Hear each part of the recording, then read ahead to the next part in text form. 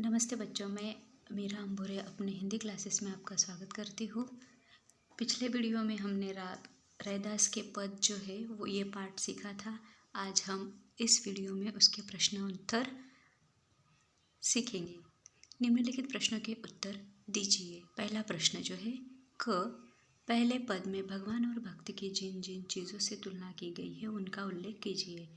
भगवान की घन बन से, भक्त की मोर से, भगवान की चंद्र से, भक्त की चकोर से, भगवान की दीपक से, भक्त की बाती से, भगवान की मोती से, भक्त की धागे से, भगवान की सुहाग से, भक्त की सोने से, भगवान की चंदन से, भक्त की पानी से। पहले पद की प्रत्येक पंक्ति के अंत में तुकांत शब्दों के प्रयोग से नाद सौंदर्य आ गया है, जैसे पानी, समानी आदि। इस पद में अन्य तुकांत शब्द छांटकर लिखिए। मोरा, चकोरा, बाती, राती, दासा, रैदासा, धागा, सुहागा। तीसरा है ग पहले पद में कुछ शब्द अर्थ की दृष्टि से परस्पर संबंध है, ऐसे शब्दों को छांटकर लिखिए। मोती, धागा, घन, बन, मोर, सुहागा, सोना, चंदन, पानी, दासा, स्वामी। घ है दूसरे पद में कवि ने गरीब निवाजू किसे कहा है, स्पष्ट कीजिए। उसका उत्तर है गरीब निवाजू का अर्थ है गरीबों पर दया करने वाला। कवि ने भगवान को गरीब निवाजू कहा है क्योंकि ईश्वर ही गरीबों का उद्धार करते हैं, सम्मान दिलाते हैं, सबके कष्ट हरते हैं और भव सागर से पार उतरते हैं। दूसरे पद की जाकी छाती छोटी जगत कऊ लागो तापर तू ही ढेरे, इस पंक्ति का आशय स्पष्ट कीजिए।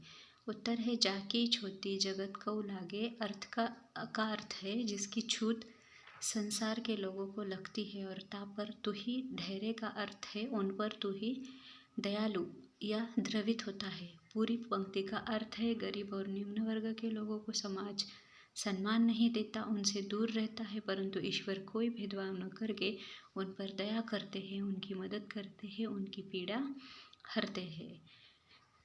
अगला प्रश्न है रैदास ने अपने स्वामी को किन किन नामों से पुकारा है। रैदास ने अपने स्वामी को गुसाइया, गरीब निवाज, लाला, प्रभु आदि नामों से पुकारा है।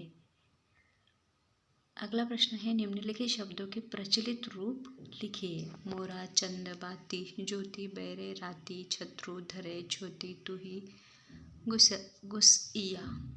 मोरा मोर, चंद चंद्रमा, बाती बत्ती, बैरे जले, राती रात, छत्रु छत्र, धैर्य रखे, छोटी छुआछूत, तुही तुम्ही, राती रात, गुसाइया गौसाई। नीचे लिखी पंक्तियों का भाव स्पष्ट कीजिए। जाकी अंग बास समानी। कवि के अंग अंग में राम नाम की सुगंध व्याप्त हो गई है, जैसे चंदन के पानी में रहने से पानी में उसकी सुगंध फैल जाती है, उसी प्रकार राम नाम के लेप की सुगंधी उसके अंग अंग में समा गई है। अगला है जैसे चितवत चंद चकोरा। इसका अर्थ है चकोर पक्षी अपने प्रिय चांद को एकटक निहारता रहता है, उसी तरह कवि अपने प्रभु राम को भी एकटक निहारता रहता है, इसलिए कवि ने अपने को चकोर कहा है। आगे का है जाकी ज्योति बैरे दिन राती। ईश्वर दीपक के समान है जिसकी ज्योति हमेशा जलती रहती है, उसका प्रकाश सर्वत्र सभी समय रहता है। ऐसी लाल तुझ बिन कौनो करे। इसका अर्थ है भगवान को लाल कहा है कि भगवान ही सबका कल्याण करता है, इसके अतिरिक्त कोई ऐसा नहीं है जो गरीबों को ऊपर उठाने का काम करता हो। अगला है नीचहु ऊंच करे, मेरा गोविंदो काहुते न डरे।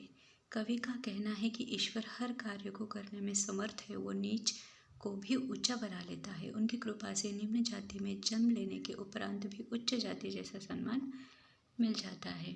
तीसरा प्रश्न है रैदास के इन पदों का केंद्रीय भाव अपने शब्दों में लिखिए। उत्तर पहले पद का केंद्रीय भाव है जब भक्त के हृदय में एक बार प्रभु के नाम की रट लग जाए तब वह छूट नहीं सकती। कवि ने प्रभु के नाम को अपने अंग अंग में समा लिया है, वह उनका अनन्य भक्त बन चुका है। भक्त और भगवान दो होते हैं, वे भी मूलतः एक ही है, उनमें आत्मा परमात्मा का अटूट संबंध है। दूसरे पद में प्रभु सर्वगुण संपन्न सर्वशक्तिमान है, वे निडर है तथा गरीबों के रखवाले हैं। ईश्वर अछूतों के उद्धारक है तथा नीच को भी ऊंचा बनाने वाले हैं। प्रभु हमारे मन में जो आपके नाम की रट लग गई है, वह कैसे छूट सकती है। अब मैं आपका परम भक्त हो गया हूँ। जिस तरह चंदन के संपर्क में रहने से पानी में उसकी सुगंध फैल जाती है, उसी प्रकार मेरे तन मन में आपके प्रेम की सुगंध व्याप्त हो गई है। आप आकाश में छाए काले बादल के समान हो, मैं जंगल में नाचने वाला मोर हूँ। जैसे बरसात में घुमड़ते बादलों को देखकर मोर खुशी से नाचता है, उसी भांति मैं आपके दर्शन को पाकर खुशी से भावमुक्त हो जाता हूँ। जैसे चकोर पक्षी सदा अपने चंद्रमा की ओर ताकता रहता है, उसी भांति मैं भी सदा आपका प्रेम पाने के लिए तरसता रहता हूँ। हे प्रभु, आप दीपक हो और मैं उस दिए की बाती जो सदा आपके प्रेम में जलता है। प्रभु, आप मोती के समान उज्जवल, पवित्र और सुंदर हो और मैं उसमें पिरोया हुआ धागा हूँ। आपका और मेरा मिलन सोने और सुहागा के मिलन के समान पवित्र है। जैसे सुहागे के संपर्क से सोना खरा हो जाता है, उसी तरह मैं आपके संपर्क से शुद्ध हो जाता हूँ। हे प्रभु, आप स्वामी हो और मैं आपका दास हूँ। धन्यवाद।